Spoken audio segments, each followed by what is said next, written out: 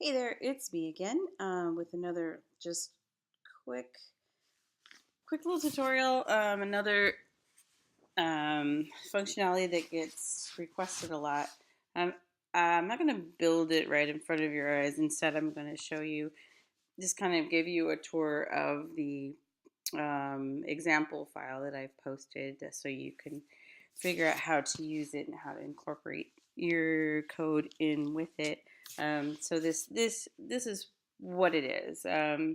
Your classic pattern with the hamburger menu item in the corner. You click it and a navigation comes out, or whatever you want to put in this section. This is often referred to as an off-canvas navigation or off-canvas menu, meaning imagine you were making this out of paper. It's off the canvas. You can't actually see it. Kind of think of it like one of those pop-up books where you got the little tabs and you pull it out. Well, there's actually like a piece of paper hiding over on the side, and then you pull it out and it reveals itself, and then you push it back in. That's really kind of what's happening. So if you want to use this, the file online looks something like this. I put it all into one HTML page. There's some styles at the top. I'll go over all this. And then there's some stuff here. And then there's some stuff here. So there's three parts to it that you're going to need. Um, the styles, these are the CSS styles. You can either leave them in the top, or you could copy and paste them into your own style sheet if you like, or you could turn them into a separate file, link to that as well. And then at the bottom here, we've got this little script. And we also need to include this. We need to include this and include that. And then I'll go over this in a second. And in the main panel menu, we've got the two sections here, and this is the important part of the page, of the entire structure of the page. There are two components that you need to keep separate, really, and I tried to comment it here. So this little nav I made, anything you put inside of this div tag here, see it says menu, ID equals menu. Everything that goes inside of there is this section right there. You can almost think of that as its own little page. So you can put whatever you want in there. It could be a navigation, or it could be something else. It could be your profile information. It could be quote of the day. So that is separate, and then down here is your actual web page. Everything that goes in the body of that page. So it's almost like the body tag itself. So again, all the web page content goes in here. It also has another thing inside of here, which is this link that called the menu button, and this right here, the text inside of that link tag is actually a special character that's what actually draws the hamburger menu. There's an HTML special character that will make that little glyph for you. But you can do anything in there. If I could, let's see, I could change it to, I don't know, X. Save it, reload. Now it's an X. So I could say, menu.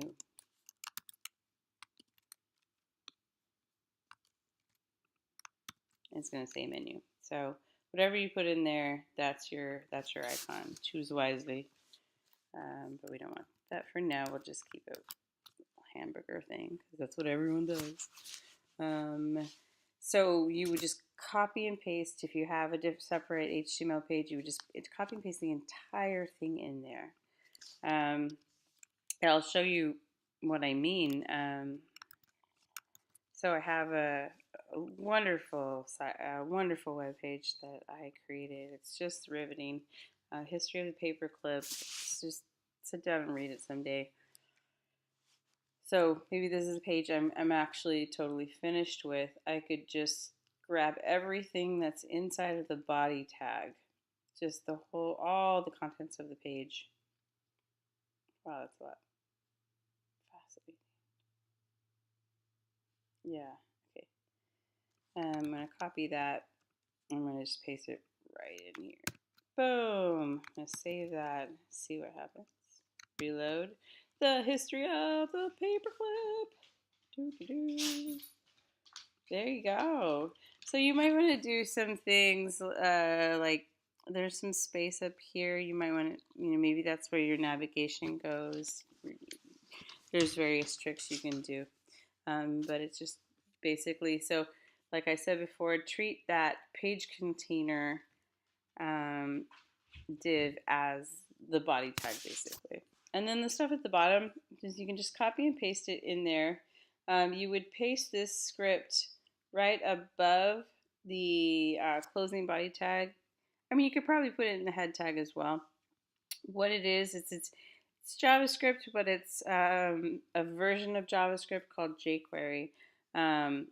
Regular old JavaScript is already built into the browser, whereas this version of it, it's like a dialect, think of it that way, is not built into the browser, but you can easily link to it. So you would copy and paste this in there that would tell it to, hey, go get all that jQuery information.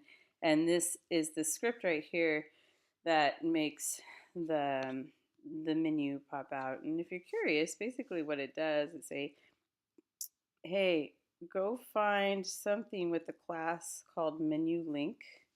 If you go up here, our little hamburger, whoa, it happens to have a class called menu link. Okay, dot click, meaning if someone clicks on that, toggle this class on and off for each of those.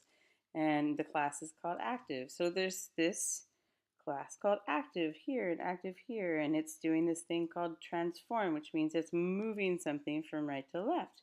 So it really is just like that pull tag on the pop-up. This is just telling you, hey, take that thing that's hiding over on the side, move it over 126 pixels. Then you remove the class, toggle meaning turn it off, again, move it back again. So toggle the class on, it moves it over, toggle the class off, and moves it back again. Very simple. This is a super bare bones version of this. There are fancier versions you can search for. I just stripped out as many bells and whistles as possible just to keep the code simple.